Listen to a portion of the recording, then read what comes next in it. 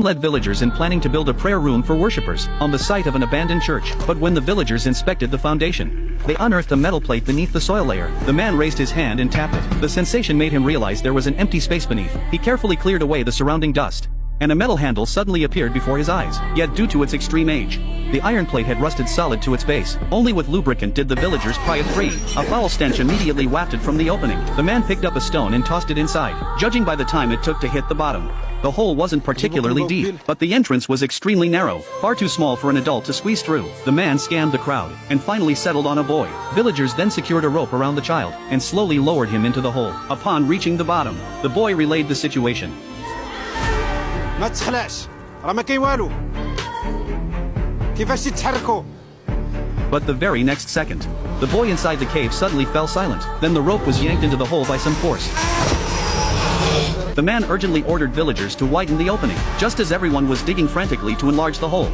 The village women arrived at the scene. Sonia suggested contacting the fire department for rescue, but Mike insisted they could save the child themselves. By then, the opening had been widened. With the villagers' combined effort, Sonia, Mike, and the boy's father entered the cave together. Inside lay an artificially excavated tunnel network, with crisscrossing passages. Following the tunnels, Sonia and Mike found a wooden door. As they opened it, Sonia suddenly heard a strange sound behind them. Mike stepped into the room beyond the door. By the faint light of his lighter, he carefully scanned the area but found nothing unusual. But when he turned around, Sonia was gone. After hearing the strange sound, Sonia followed it into another tunnel. She saw another door at the end of the tunnel, from which faint cries of a baby could be heard. She slowly approached the door and entered the room. Just as she began looking around, a sinister figure flashed before her eyes.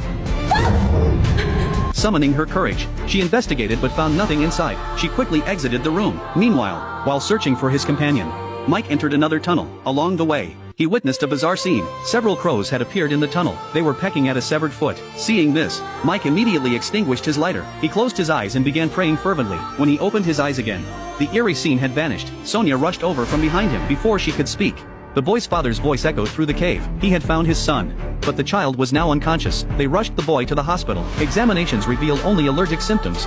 Yet strangely, he had no memory of what happened in the cave. Still shaken, Sonia and Mike sat on a bench. Though they'd both witnessed inexplicable phenomena, neither could describe what they'd seen. But soon, the boy developed strange symptoms. Lying on the floor, his limbs convulsed uncontrollably. His family rushed him back to the hospital. Upon hearing the news, Mike arrived at the hospital. Spotting the drawing board on the cabinet, he immediately requested time alone with the child. Then Mike took off his coat, approached the child, and sniffed him carefully. He began reciting scripture into the boy's ear. Moments later, the boy reacted. Mike noticed the boy had been clenching his left hand tightly. He pressed down on the child's wrist with one hand, and pried open his clenched fist with the other. When the fingers were forced apart, Mike saw the palm of the boy's hand had turned black.